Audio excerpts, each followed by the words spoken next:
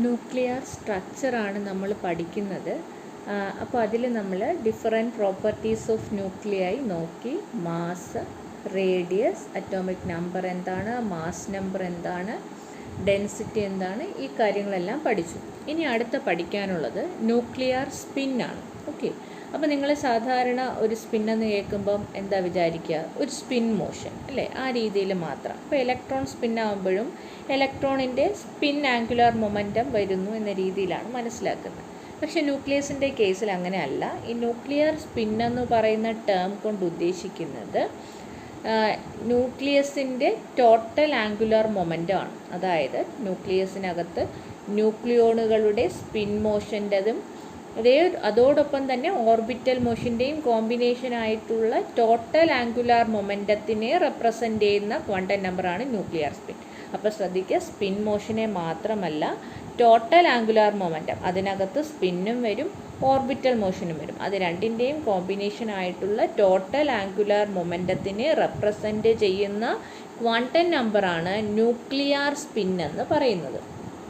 It is common practice to represent the total angular momentum of a nucleus by the symbol I and call it nuclear spin. അപ്പോൾ എന്താണ്? Total angular മൊമെൻറ്റത്തിനെയാണ് I കൊണ്ട് represent ചെയ്യുന്നത്. അതിനെ വിളിക്കും nuclear spin. For electrons in atom, we make a clear distinction between electron spin and electron orbital angular momentum. അപ്പോൾ ഇലക്ട്രോണിൻ്റെ കേസിൽ നമുക്ക് കൃത്യമായിട്ടറിയാം spin motion കൊണ്ട് എന്താണ് കോൺട്രിബ്യൂഷൻ, ഓർബിറ്റൽ മോഷൻ കൊണ്ട് എന്താണ് കോൺട്രിബ്യൂഷൻ, ഇവ തമ്മിൽ എങ്ങനെ കമ്പൈൻ ചെയ്യുന്നു. അപ്പോൾ ഇത് തമ്മിൽ എന്താണ്, ഒരു ക്ലിയർ ഡിസ്റ്റിങ്ഷൻ ഉണ്ട്. പക്ഷേ ന്യൂക്ലിയസിൻ്റെ കാര്യത്തിൽ എങ്ങനെയാണെന്ന് നോക്കാം.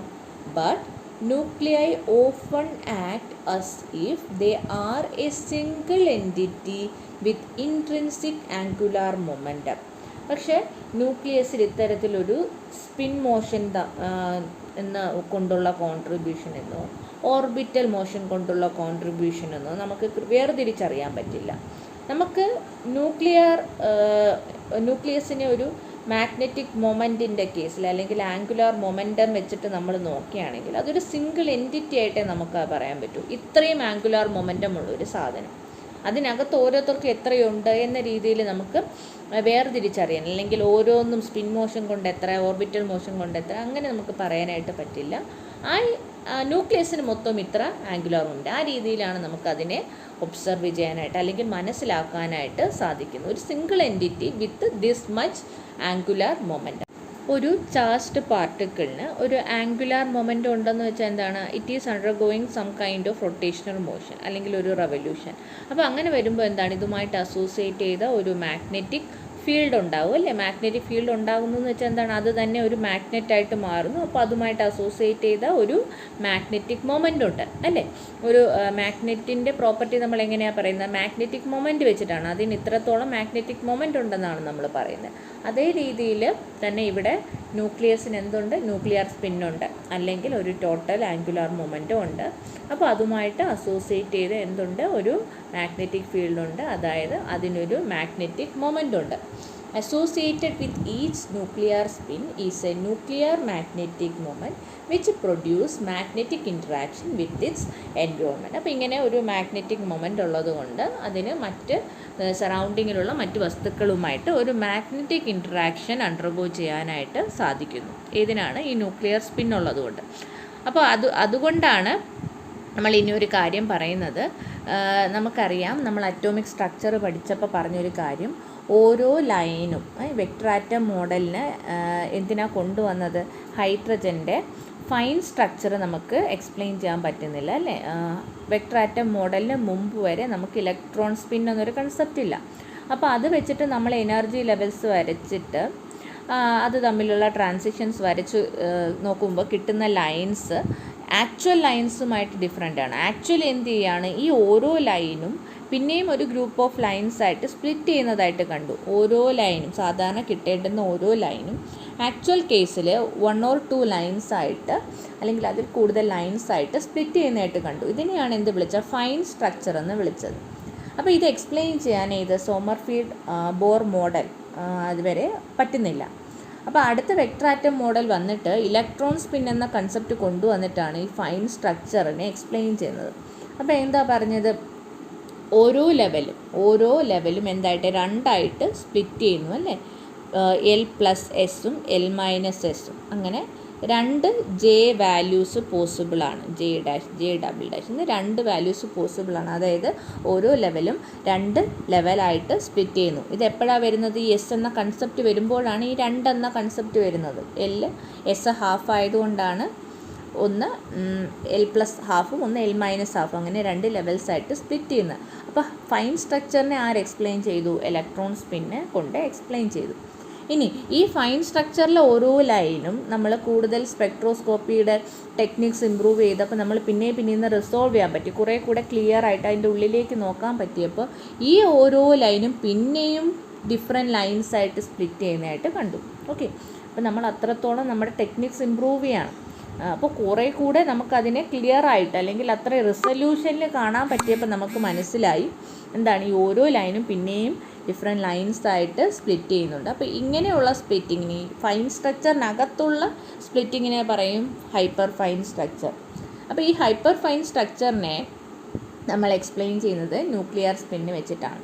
അപ്പോൾ ഇലക്ട്രോണിൻ്റെ എനർജി ലെവൽസ് എന്തുമായിട്ട് ഇൻട്രാക്ട് ചെയ്യുകയാണ്, ഈ ന്യൂക്ലിയർ സ്പിന്നുമായിട്ട്. കാരണം അതും മാഗ്നറ്റിക് ഫീൽഡ് ഉണ്ടാക്കുന്നുണ്ട്, ഇലക്ട്രോണും മാഗ്നറ്റിക് ഫീൽഡ് ഉണ്ടാക്കുന്നുണ്ടല്ലോ. അപ്പോൾ ഈ മാഗ്നറ്റിക് ഫീൽഡ് തമ്മിലുള്ള ഇൻട്രാക്ഷൻ കാരണം ഈ എനർജി ലെവൽസ് എന്ത് ചെയ്യാണ്, പിന്നെയും സ്പ്ലിറ്റ് ചെയ്യാണ്. അപ്പോൾ അതാണ് എന്തിന് കാരണം, ഹൈപ്പർ ഫൈൻ സ്ട്രക്ചറിന് കാരണം. അപ്പോൾ നിങ്ങൾ എവിടെ ഇപ്പം നമ്മൾ ന്യൂക്ലിയർ സ്പിന്ന് പറയുമ്പോഴും ഇലക്ട്രോണിൻ്റെ ടോട്ടൽ ആംഗുലാർ മൊമെൻറ്റം പറയുമ്പോഴും എല്ലാം ഓർക്കേണ്ടുന്നത് ഇതുമായിട്ട് അസോസിയേറ്റ് ചെയ്ത ഒരു മാഗ്നറ്റിക് ഫീൽഡ് ഉണ്ടെന്നാണ്.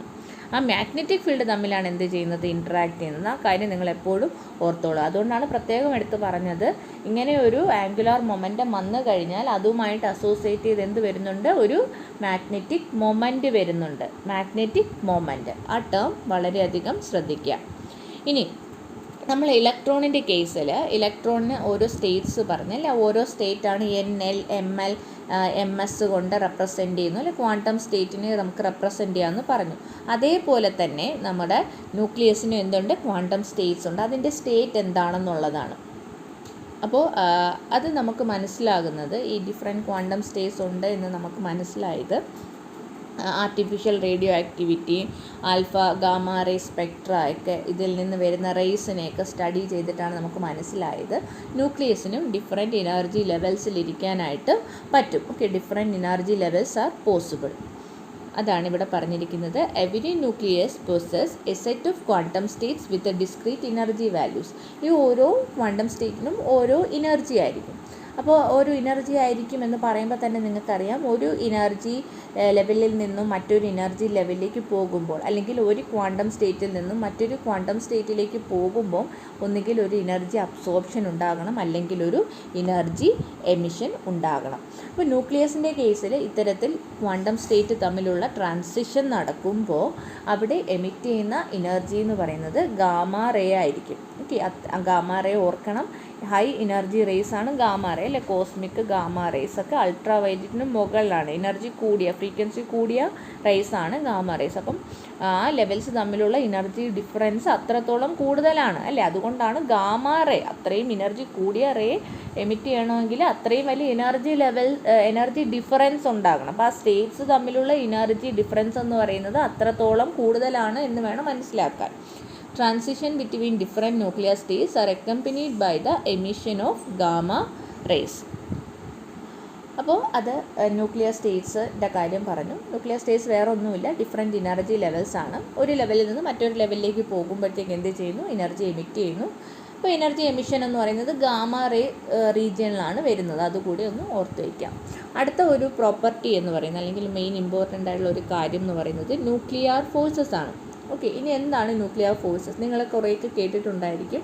4 ഫണ്ടമെൻ്റൽ ഫോഴ്സസ് ആണുള്ളത്. ഏതൊക്കെയാണെന്ന് അറിയായിരിക്കും. ഗ്രാവിറ്റേഷണൽ ഫോഴ്സ് ഉണ്ട്, ഗ്രാവിറ്റേഷണൽ ഫോഴ്സ് അത് നിങ്ങൾ പഠിച്ചതാണ്.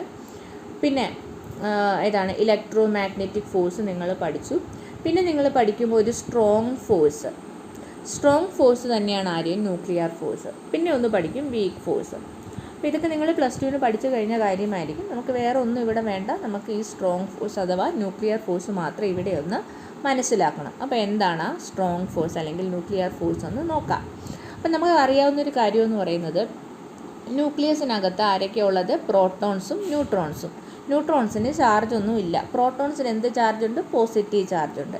അപ്പോൾ ഈ പോസിറ്റീവ് ചാർജ് ഉള്ളത് കൊണ്ട് ഇത് തമ്മിൽ എന്തുണ്ടാകും? റിപ്പൾഷൻ ഉണ്ടാകും. അതും അറിയാവുന്ന കാര്യമാണല്ലോ. ഇലക്ട്രോ മാഗ്നറ്റിക് ഫോഴ്സ്, റിപ്പൾഷൻ ഉണ്ടാകും. രണ്ട് പോസിറ്റീവ് ചാർജ് തമ്മിൽ എന്ത് ചെയ്യും? റിപ്പൽ ചെയ്യും. അപ്പോൾ ഇത്രയും പോസിറ്റീവ് ചാർജുകൾ ഇരിക്കുകയാണ്, അതെന്ത് ചെയ്യും? തമ്മിൽ റിപ്പൽ ചെയ്തുകൊണ്ടിരിക്കും. അങ്ങനെ ഈ റിപ്പൾഷൻ മാത്രമേ ഉള്ളൂ എങ്കിൽ എന്ത് ചെയ്തു പോകും? ആ ന്യൂക്ലിയസിന് അങ്ങനെ നിൽക്കാൻ പറ്റില്ല, അല്ലേ? അങ്ങനെ പിടിച്ചു നിർത്താനായിട്ട് പറ്റില്ല. ഈ പ്രോട്ടോൺ തമ്മിൽ റിപ്പൽ ചെയ്ത് ഇതങ്ങ് ന്യൂക്ലിയസ് എന്താണ്, പ്രോട്ടോൺസ് എല്ലാം പല വഴിക്ക് പോകും. അപ്പോൾ അങ്ങനെ പോവാതെ അതിനെ പിടിച്ചു നിർത്തണമെങ്കിൽ എന്ത് വേണം? Some attractive force must be there. ആ അട്രാക്റ്റീവ് ഫോഴ്സിനെ വിളിക്കുന്നതാണ് ന്യൂക്ലിയർ ഫോഴ്സ്. അപ്പോൾ എങ്ങനെ ആയിരിക്കണം ഈ ന്യൂക്ലിയർ ഫോഴ്സിൻ്റെ എഫക്റ്റ് എന്ന് പറയുന്നത്? ഈ പ്രോട്ടോൺ തമ്മിലുള്ള ഇലക്ട്രോ മാഗ്നറ്റിക് റിപ്പൾഷനേക്കാളും വളരെ കൂടുതലായി ഓവർകം ചെയ്ത് വരണം, അല്ലേ? അതിനേക്കാളും കൂടുതലായിരിക്കണം.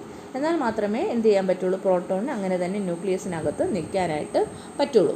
ഓക്കെ, അപ്പോൾ അതാണ് എന്ത്? Nuclear force. ആ അട്രാക്റ്റീവ് ഫോഴ്സിനെ വിളിക്കുന്ന പേരാണ് എന്ത്? Nuclear force. ന്യൂക്ലിയർ ഫോഴ്സിൻ്റെ പ്രോപ്പർട്ടീസൊക്കെ നമുക്ക് പഠിക്കാനുണ്ട്, അത് താഴോട്ട് നോക്കാം. So protons have positive charge, they ripple each other. So this positive charge അല്ലെങ്കിൽ this repulsion will push the nucleus apart. So there must be a strong attractive force between the nucleons inside the nucleus. അപ്പോൾ ഈ repulsive ഫോഴ്സിനെ overcome ചെയ്ത് ആ ന്യൂക്ലിയസിനെ അങ്ങനെ തന്നെ exist ചെയ്യണമെങ്കിൽ അവിടെ എന്തുണ്ടാകണം? There must be a strong attractive force. ആ അട്രാക്റ്റീവ് ഫോഴ്സിനെ വിളിക്കുന്ന പേരാണ് ന്യൂക്ലിയർ ഫോഴ്സ്. ഇനി ന്യൂക്ലിയർ ഫോഴ്സ് എന്ന് പറയുന്നത് വളരെ സ്ട്രെങ്ത് കൂടിയ ഒരു ഫോഴ്സാണ്. ഗ്രാവിറ്റേഷണൽ ഫോഴ്സിനേക്കാളും 10⁻27 ടൈംസ് ഗ്രേറ്റർ ആണ്. അതായത് രണ്ട് ന്യൂക്ലിയോൺ ഞാൻ എടുത്തു, ഒരു പ്രോട്ടോൺ അല്ലെങ്കിൽ ഒരു പ്രോട്ടോണും ന്യൂട്രോണും എടുത്തു, എന്ത് വേണേലും എടുത്തു, ഒരു പ്രോട്ടോണും തന്നെ എടുത്തു. ഇത് തമ്മിലുള്ള ഗ്രാവിറ്റേഷണൽ ഫോഴ്സ് എന്ന് പറയുന്നത് ഞാൻ എ എന്ന് വിളിച്ചെങ്കിൽ ഇത് തമ്മിലുള്ള ന്യൂക്ലിയർ ഫോഴ്സിൻ്റെ മാഗ്നിറ്റ്യൂഡാണ്. മാഗ്നിറ്റ്യൂഡ് എ എന്ന് വിളിച്ചെങ്കിൽ ന്യൂക്ലിയർ ഫോഴ്സിൻ്റെ മാഗ്നിറ്റ്യൂഡ് 10⁻27 ടൈംസ് എ ആയിരിക്കും. ഇനി ഇലക്ട്രോസ്റ്റാറ്റിക് ഫോഴ്സ് എന്നെ ഞാൻ ബി എന്ന് വിളിച്ചെങ്കിൽ ഇത് തമ്മിലുള്ള പ്രോട്ടോണും തമ്മിൽ എന്തുണ്ട്? ഇലക്ട്രോസ്റ്റാറ്റിക് റിപ്പൾഷൻ ഉണ്ട്. അതിനെ ഞാൻ ബി എന്ന് വിളിച്ചെങ്കിൽ ഇത് തമ്മിലുള്ള ന്യൂക്ലിയർ ഫോഴ്സ് എന്ന് പറയുന്നത് 100 ടൈംസ് ബി ആയിരിക്കും. അപ്പോൾ ആ രീതിയിലാണ്. അപ്പോൾ ഇത് ഓർക്കണം, ബി എന്ന് പറയുന്നത് റിപ്പൾഷനാണ്, ഇതെന്ന് പറയുന്നത് എന്താണ്? അട്രാക്റ്റീവ് ഫോഴ്സ് ആയിരിക്കും. അപ്പോൾ ഡയറക്ഷൻ അല്ല ഞാൻ പറഞ്ഞത്, മാഗ്നിറ്റ്യൂഡാണ് ഈ ബി എന്നും 100 ടൈംസ് ബി എന്നും കൊണ്ട് ഉദ്ദേശിച്ചത്. ഡയറക്ഷൻ അല്ല, മാഗ്നിറ്റ്യൂഡാണ്. അപ്പോൾ മാഗ്നിറ്റ്യൂഡ് എത്രയാകും? 10⁻2 ടൈംസ്. ഇലക്ട്രോസ്റ്റാറ്റിക് ഫോഴ്സിൻ്റെ 100 ടൈംസ് ആണ് ന്യൂക്ലിയർ ഫോഴ്സിൻ്റെ സ്ട്രെങ്ത്. അതേപോലെ ഗ്രാവിറ്റേഷണൽ ഫോഴ്സിൻ്റെ 10⁻27 ടൈംസ് ആണ് ന്യൂക്ലിയർ ഫോഴ്സിൻ്റെ സ്ട്രെങ്ത് വരുന്നത്. ഇനി അടുത്ത് നമുക്കുള്ളത് ന്യൂക്ലിയർ ഫോഴ്സിൻ്റെ ഫീച്ചേഴ്സാണ്, എന്തൊക്കെ പ്രോപ്പർട്ടീസാണ് ഉള്ളത്. അപ്പോൾ നമുക്കറിയാവുന്ന 4 ഫണ്ടമെൻ്റൽ ഫോഴ്സാണുള്ളത്. അതിൻ്റെ കാര്യം ഞാൻ പറഞ്ഞു. അതിൽ ഏറ്റവും സ്ട്രോങ്ങസ്റ്റ് ആയിട്ടുള്ള ഫോഴ്സാണ് ഏത്? Nuclear force. പിന്നെ ഇത് വളരെ സ്ട്രോങ് ആണ് എന്ന് പറയുമ്പോൾ തന്നെ ഓർക്കേണ്ടത് ഇത് വളരെ ഷോർട്ട് റേഞ്ച് ആയിട്ടുള്ളതാണ്. വളരെ കുറച്ച് ദൂരം ഇതിന് എന്ത് ചെയ്യാൻ പറ്റുള്ളൂ? ആക്ട് ചെയ്യാൻ പറ്റുള്ളൂ.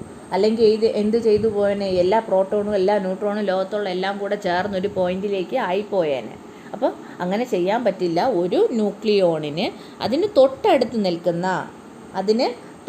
നിൽക്കുന്ന അത് ഒരു ഫെംറ്റോമീറ്റർ റേഞ്ചിലൊക്കെ ആയിരിക്കണം. ആ റേഞ്ചിലുള്ള അതാണ് 10⁻15 മീറ്റർ. ആ റേഞ്ചിനകത്ത് വരുന്ന ന്യൂക്ലിയോൺസിനെ മാത്രമേ അട്രാക്റ്റ് ചെയ്യാൻ പറ്റുള്ളൂ. അപ്പോൾ ഇവിടെ ഒന്ന് ഇരിപ്പുണ്ട്, ഇവിടെ നമ്മൾ ഇരിക്കുന്ന അടുത്തൊരു ന്യൂക്ലിയോൺ ഉണ്ട്. അതിനങ്ങ് അറ്റ്മോസ്ഫിയറിൽ ഇരിക്കുന്ന ഒരു ന്യൂക്ലിയോൺ എന്ത് ചെയ്യാൻ പറ്റില്ല? അട്രാക്റ്റ് ചെയ്യാൻ പറ്റില്ല. അങ്ങനെ അട്രാക്റ്റ് ചെയ്യാൻ പറ്റുമായിരുന്നെങ്കിൽ ഇതെല്ലാം കൂടെ എന്തായിപ്പോയേനെ? ഒരു സിംഗിൾ ഡോട്ടായിട്ട് മാറിയേനെ. അപ്പോൾ ആ രീതിയിലുള്ള റേഞ്ച് അതിനില്ല. കാരണം അത്രയും വലിയ ഫോഴ്സ് വളരെ വലുത് തന്നെയാണ്. പക്ഷേ എന്താ ഉള്ളൂ? തൊട്ടടുത്തിരിക്കുന്ന ആളെ മാത്രമേ ആർക്ക് അട്രാക്റ്റ് ചെയ്യാൻ പറ്റുള്ളൂ? ന്യൂക്ലിയർ ഫോഴ്സിന് ഇൻട്രാക്ട് ചെയ്യാനായിട്ട് പറ്റുള്ളൂ.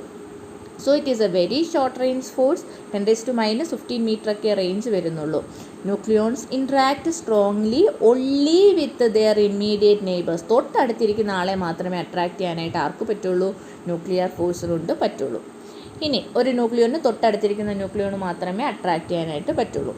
ഇനി സാധാരണ നമ്മൾ ഇലക്ട്രോ മാഗ്നറ്റിക് ഫോഴ്സ് പറയുമ്പം പോസിറ്റീവ് ചാർജും നെഗറ്റീവ് ചാർജും തമ്മിലൊരു ഡിഫറൻസ് ഉണ്ട് അല്ലേ. രണ്ട് പോസിറ്റീവ് ചാർജ് തമ്മിലാണെങ്കിൽ അത് റിപ്പൾഷൻ ആയിരിക്കും, രണ്ട് നെഗറ്റീവ് ചാർജ് തമ്മിലും റിപ്പൾഷൻ ആയിരിക്കും. പോസിറ്റീവും നെഗറ്റീവും ആണെങ്കിലോ it will be an attraction അല്ലേ. ആ രീതിയിലൊരു വ്യത്യാസമുണ്ട്. അപ്പോൾ അതിനെയാണ് നമ്മൾ charge depends on the charge. The electro magnetic force depend on the charge of the particles. രണ്ടും പോസിറ്റീവ് ആണെങ്കിൽ റിപ്പൾഷൻ ആയിരിക്കും, രണ്ടും നെഗറ്റീവ് ആണെങ്കിലും റിപ്പൾഷൻ ആയിരിക്കും, അൺലൈക്ക് ആണെങ്കിൽ അട്രാക്ഷൻ ആയിരിക്കും. ഈ രീതിയിൽ ചാർജിനെ ഡിപ്പെൻഡ് ചെയ്യുന്നുണ്ട്. പക്ഷേ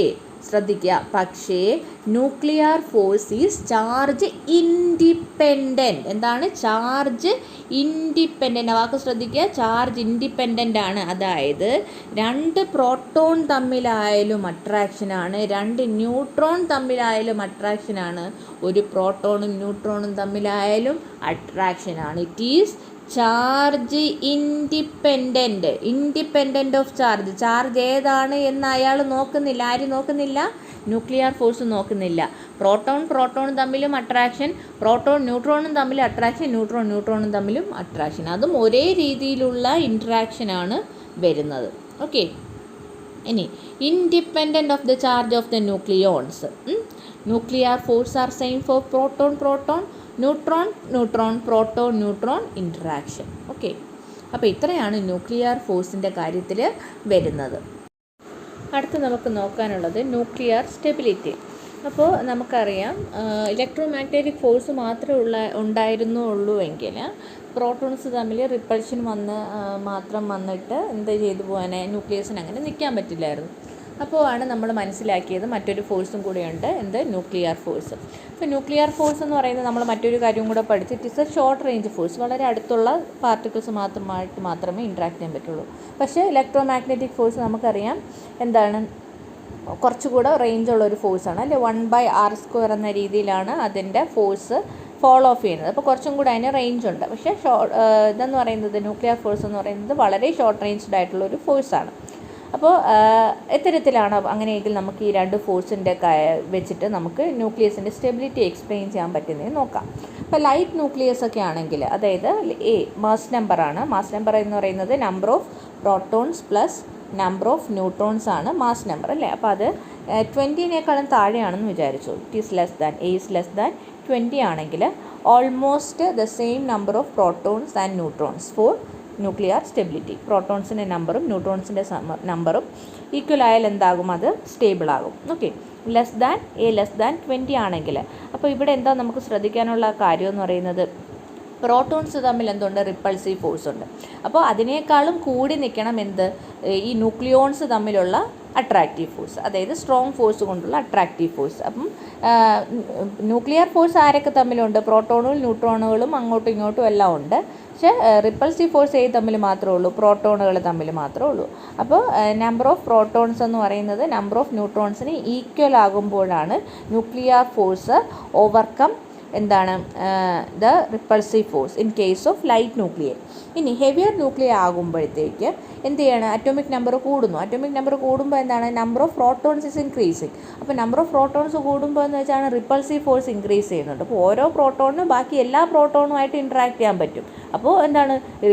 റിപ്പൾസീവ് ഫോഴ്സ് എന്ന് വെച്ചാൽ വളരെ കൂടുതലാണ്. പിന്നെ ന്യൂക്ലിയർ ഫോഴ്സിൻ്റെ കേസ് വന്നിട്ട് എങ്ങനെയാണ്? അതിന് ഒരു പ്രോട്ടോണിന് തൊട്ടടുത്തുള്ള പ്രോട്ടോണിന് മാത്രമേ ഇൻട്രാക്ട് ചെയ്യാൻ പറ്റുള്ളൂ, ഒരു ന്യൂട്രോണിന് തൊട്ടടുത്തുള്ള ന്യൂട്രോണിന് മാത്രമേ ഇൻട്രാക്ട് ചെയ്യാൻ പറ്റുള്ളൂ. അപ്പോൾ പ്രോട്ടോണിൻ്റെ എണ്ണം കൂടി നിൽക്കുകയാണെങ്കിൽ എന്ത് പറ്റിപ്പോവും? റിപ്പൾഷൻ ഒരുപാട് കയറിപ്പോവും. അപ്പോൾ അങ്ങനെ വരാതിരിക്കണമെങ്കിൽ എന്തായിരിക്കണം? ന്യൂട്രോണിൻ്റെ നമ്പർ കൂടുതലായിരിക്കണം. അതുകൊണ്ടാണ് ഹെവിയർ ന്യൂക്ലിയസിൻ്റെ കേസിൽ ആര് കൂടുതലായിരിക്കും? Number of neutrons is greater than the number of protons. ന്യൂട്രോണിൻ്റെ എണ്ണം കയറി നിൽക്കണം, എന്നാൽ മാത്രമേ എന്ത് ചെയ്യാൻ പറ്റുള്ളൂ? ഈ ഇലക്ട്രോ സ്റ്റാറ്റിക് റിപ്പൾഷനെ ഓവർകം ചെയ്യാനായിട്ട് പറ്റുള്ളൂ. കാരണം എന്താണ്? അതിന് കാരണം ഇതാണ്, റിപ്പൾഷൻ ആര് തമ്മിലാണ്? പ്രോട്ടോണും തമ്മിൽ. അപ്പോൾ അത് ഇലക്ട്രോസ്റ്റാറ്റിക് ആയതുകൊണ്ട് ഒരു പ്രോട്ടോണിന് ബാക്കിയുള്ള എല്ലാ പ്രോട്ടോണുമായിട്ടും ഇൻട്രാക്ട് ചെയ്യാൻ പറ്റും. പക്ഷേ ഒരു ന്യൂട്രോണിനെ അല്ലെങ്കിൽ ഒരു പ്രോട്ടോണിൻ്റെ ന്യൂക്ലിയർ ഫോഴ്സിനെ സംബന്ധിച്ചിടത്തോളം തൊട്ടടുത്ത ആൾ ഇത്രം മാത്രം എന്ത് ചെയ്യാൻ പറ്റുള്ളൂ, അട്രാക്റ്റ് ചെയ്യാനായിട്ട് പറ്റുള്ളൂ. അപ്പോൾ അങ്ങനെ വരുമ്പോഴത്തേക്ക് ആര് കൂടിപ്പോവും, റിപ്പൾഷൻ കൂടിപ്പോവും. അങ്ങനെ റിപ്പൾഷൻ കൂടിപ്പോവാതിരിക്കണമെങ്കിൽ ആരെ കൂട്ടണം, ന്യൂക്ലിയർ ഫോഴ്സിനെ കൂട്ടണം. പക്ഷേ പ്രോട്ടോണിൻ്റെ എണ്ണം കൂടിക്കഴിഞ്ഞാൽ പിന്നെ റിപ്പൾസീവ് ഫോഴ്സ് കൂടും. അപ്പോൾ ആരെ കൂട്ടാൻ പറ്റും, ന്യൂട്രോണിനെ കൂട്ടാൻ പറ്റും. അതുകൊണ്ട് ന്യൂട്രോണിൻ്റെ നമ്പർ ആരെക്കാളും കൂടുതലായിരിക്കണം, പ്രോട്ടോണിൻ്റെ നമ്പറിനേക്കാളും കൂടുതലായിരിക്കണം. ആരുടെ കേസിൽ, ഇൻ ഹെവിയർ ന്യൂക്ലിയൈ. അപ്പോൾ അതിൻ്റെ റീസൺ ഒന്നുകൂടെ വായിക്കാം. Nuclear forces are limited in range, but nucleons can interact strongly only with the immediate neighbors, but Coulomb repulsion of protons is appreciable throughout the entire nucleus. ഒരു പ്രോട്ടോണിന് അടുത്തുള്ള എല്ലാ പ്രോട്ടോണിനും അല്ലെങ്കിൽ ആ ന്യൂക്ലിയസിനകത്തുള്ള എല്ലാ പ്രോട്ടോണിനും എന്ത് ചെയ്യാൻ പറ്റും, റിപ്പൽ ചെയ്യാൻ പറ്റും. പക്ഷേ ഒരു ന്യൂക്ലിയോണ് തൊട്ടടുത്തിരിക്കുന്ന ന്യൂക്ലിയോണിന് മാത്രമേ അട്രാക്റ്റ് ചെയ്യാൻ പറ്റുള്ളൂ.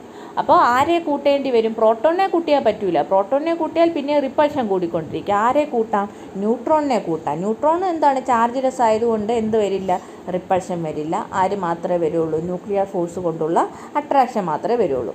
So number of protons must be less than the number of neutrons for heavier nuclei. അതിൻ്റെ സ്റ്റെബിലിറ്റിക്ക് വേണ്ടിയിട്ട്. There is a limit to the ability of neutrons to prevent the disruption of a large nucleus. അപ്പോൾ എന്നാലും നമ്മൾ ഇത്തരത്തിൽ ന്യൂട്രോൺസിൻ്റെ number കൂട്ടിയാലും ഒരു limit ഉണ്ട്. അതിൽ പിന്നെയും മാറിക്കഴിഞ്ഞാൽ, മാസ് നമ്പർ കൂടിക്കഴിഞ്ഞാൽ എന്ത് ചെയ്യാൻ പറ്റില്ല, ഈ ന്യൂട്രോൺ കൂട്ടി എന്ന് പറഞ്ഞാലും സ്റ്റെബിലിറ്റി കിട്ടില്ല. ഓക്കെ, കാരണം പിന്നെ അങ്ങനെ വന്നു കഴിഞ്ഞാലും പ്രോട്ടോണിൻ്റെ റിപ്പൾഷൻ തന്നെ കൂടി നിൽക്കും. ന്യൂക്ലിയസിന് അങ്ങനെ സ്റ്റേബിളായിട്ട് നിൽക്കാൻ പറ്റില്ല.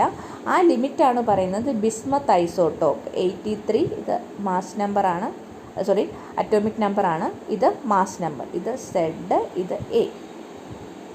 അപ്പോൾ ബിസ്മത്ത് ഐസോട്ടോപ്പ് വന്നിട്ട് ഇതാണ് നമ്മുടെ ഹെവിയസ്റ്റ് സ്റ്റേബിൾ ന്യൂക്ലിയൈഡ്. ഇത് കഴിഞ്ഞ് കഴിഞ്ഞാൽ എന്ത് ചെയ്യാൻ പറ്റില്ല, സ്റ്റേബിളായിട്ട് നിൽക്കാൻ പറ്റില്ല. ന്യൂട്രോണിൻ്റെ എണ്ണം കൂട്ടിയെന്ന് പറഞ്ഞിട്ട് നമ്മുടെ ന്യൂക്ലിയസിന് സ്റ്റേബിൾ ആകാനായിട്ട് പറ്റില്ല. കാരണം അവിടെ എല്ലാം ആര് കൂടുതലായിരിക്കും, repulsion is greater than the nuclear attractive force.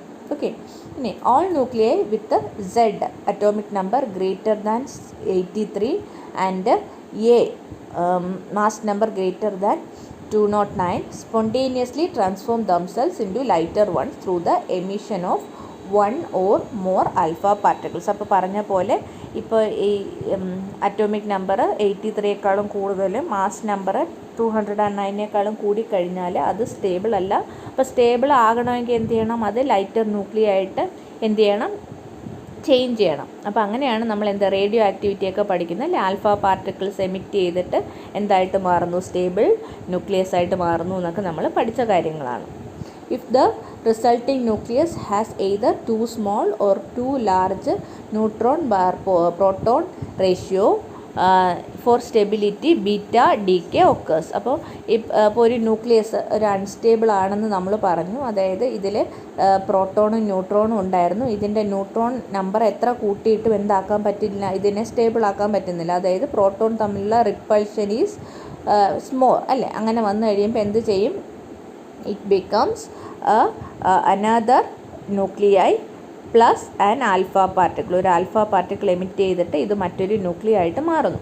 അപ്പോൾ എന്നിട്ടും ഇത് സ്റ്റേബിൾ അല്ല, എന്നിട്ടും ഇതിൻ്റെ neutron by proton ratio correct നമ്പറിലേക്ക് എത്തിയില്ല എങ്കിൽ എന്ത് ചെയ്യുമെന്ന് വെച്ചാൽ ഇത് ബീറ്റ ഡീക്കെ അണ്ടർഗോ ചെയ്യും. ബീറ്റ ഡീക്കെ എന്താണ്, ഒരു ഇലക്ട്രോണിനെ എമിറ്റ് ചെയ്യുക. അപ്പോൾ ഇലക്ട്രോണിനെ എമിറ്റ് ചെയ്യണമെങ്കിൽ ആദ്യം ഇലക്ട്രോൺ ന്യൂക്ലിയസിനകത്തുണ്ടാവണം. ആ ഇലക്ട്രോൺ എങ്ങനെയാണ് ഉണ്ടാവുന്നത്, ന്യൂക്ലിയസിനകത്തുള്ള ഒരു ന്യൂട്രോൺ ഒരു ഇലക്ട്രോണും പ്രോട്ടോണുമായിട്ട് എന്ത് ചെയ്യും, മാറും.